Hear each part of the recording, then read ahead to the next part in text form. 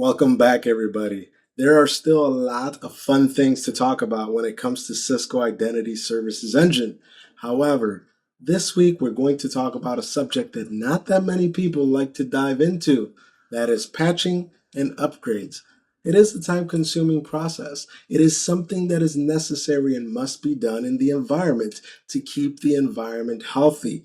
Patching is important, especially if there's a defect, some sort of bug that's out there, a vulnerability, and upgrades are important to keep up with what's new out there in the world. So these are important things that must be done, not just for Cisco Identity Services Engine, but for the rest of your environment across different vendors. It's important to spend some time maintaining your environment.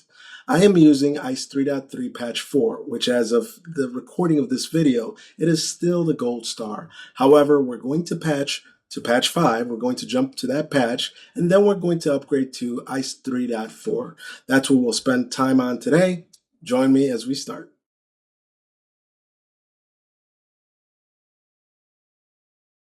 As with anything, you want to familiarize yourself with the documentation, the hardware install guides, the upgrade guides. It's all important information that you should be aware of before you start the tasks that you're about to jump into. I am upgrading this standalone environment, but you might have a larger environment, a bunch of PSNs all over the world. So it's important to know what you're about to jump into. The nice thing is the Cisco Identity Services Engine has great guides out there. As you can see, I have this ISE upgrade journey guide that will walk you through step by step everything that you have to do.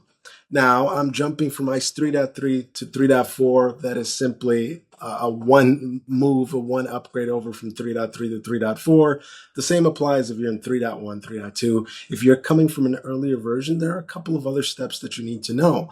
That's why it's important to take a look at the documentation. Now, the first thing I want to do in my environment is take a backup. We'll go over to administration. We'll go to backup and restore. Now, you in production will most likely have some sort of offline repository, an FTP somewhere that you're sending these backups, and you should be. Don't do what I'm doing. We'll take a backup now of the config, and we'll call it config backup. Put this in there. There we go. We'll click backup, and we'll let that run. Okay, the config data has been backed up. As you can see there, the repository is just local, but in production, you should be sending these files off somewhere far away. Let's back up the operational data. So we'll click that. Backup now. All right. And here we go. And let's start that backup. With the backups complete, the next thing I did was take advantage of this health checks feature in Cisco Identity Services Engine. Under administration, under system, you'll see health checks. You'll click a button and it will run through all of these areas to make sure that you have a healthy environment. And if there's something that gets flagged, you should definitely pay attention to that before you do an upgrade. Is it something with a certificate? Is it something with the system missing resources? That will be shown here. And as you can see, we have a healthy environment. So now let's move on.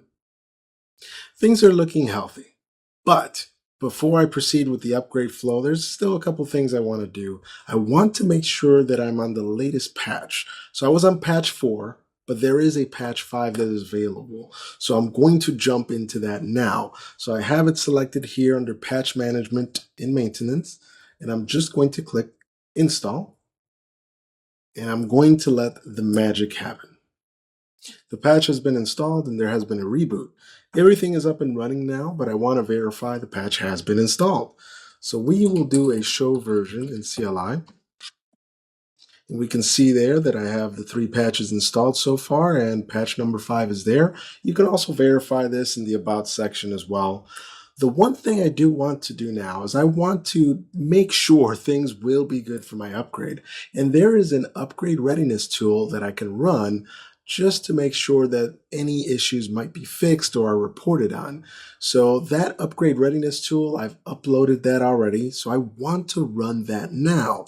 So let's do application install, and we will paste the tool there, the name of the tool, and that tool is found in local files, which is the repository that I had created a while back. We'll run this, and we'll let it do its thing. We'll say yes.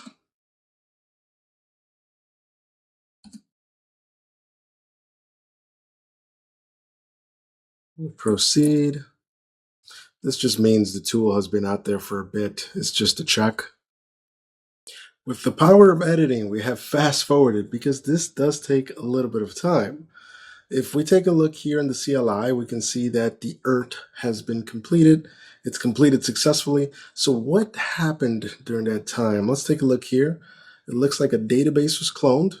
That was successful, and it looks like it applied a data upgrade to this cloned database just to make sure everything is going to work out fine during the actual upgrade. And you can see there that things are successful. It also gives you an estimated time for your upgrade. From 3.3 to 3.4 here in my environment, it's showing 105 minutes. So with that, with the ERT completed, let's jump into the upgrade. As you can see here in version 3.3, I have two options, the full upgrade and the split upgrade. Because I have a standalone deployment, I cannot do the split upgrade. Perhaps you can. In your environment, perhaps if you do a split upgrade, you can keep some nodes up and running while you do the upgrades on certain nodes. You can do some load balancing, try to keep things up as much as possible. However, the full upgrade is a full upgrade. There's an outage there. Everything is upgraded. Let's proceed with the full upgrade because that's all I can do in this standalone deployment. We'll click Start Upgrade. There we go. Now, let's continue. There's our checklist. I would say follow the checklist, make sure you have everything that you need, make sure you took all the backups that you need. I didn't touch the certificates here, but as you can see there are a couple things that you should keep in mind for your production upgrade. I have reviewed this checklist, it's checked. Let's click Next. We want to start preparation, so we'll select the repository where the upgrade files have been uploaded to. We have our upgrade bundle there, and we also have the patch. There is one patch for 3.4 that is out as of the recording of this video. Let's click Start Preparation. That will trigger the pre-checks. There's a report that I can download. Things are looking pretty good. As you can see here, I've been given an estimated time for this upgrade, 2 hours and 23 minutes. Everything looks like it's passed prior to the upgrade. So what we want to do now is let's move over to start staging. No suspensions of services will happen at this step. All right, perfect. Click OK. Here we go. It's going through the process.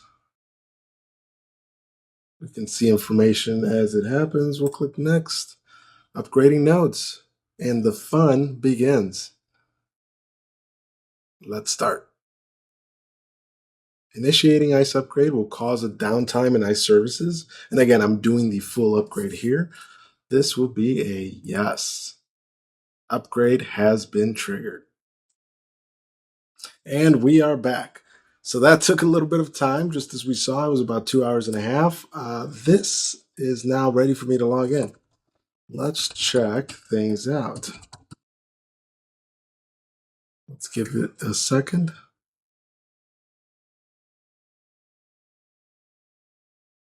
All right. Next. What's new in ISE 3.4? We have made it. Here we go. And again, just like we mentioned in the beginning, documentation is extremely important. You'll see this information in the release notes. What is new in the version that you're going to? What has been fixed in the version that you're going to? That's all important information to take a look at. So far, so good. And I am authenticated to the network in my lab. So it looks like we are in good shape. All right, a couple recommendations there. Post upgrade tasks. All right, Definitely spent some time there. But as you can see, the upgrade was successful. So there was a flow to jump through. There was a flow to follow. And everything in the end worked out. It did take a bit of time. So that is just something that you should be aware of. I have a standalone deployment here in the lab. You might have a lot more PSNs out there in production. So just keep in mind of the time that it takes to do this, the time that it takes to do the health check, the time that it takes to do the pre-checks. There are some steps to follow. But it looks like we're successful. I will see you on the next one.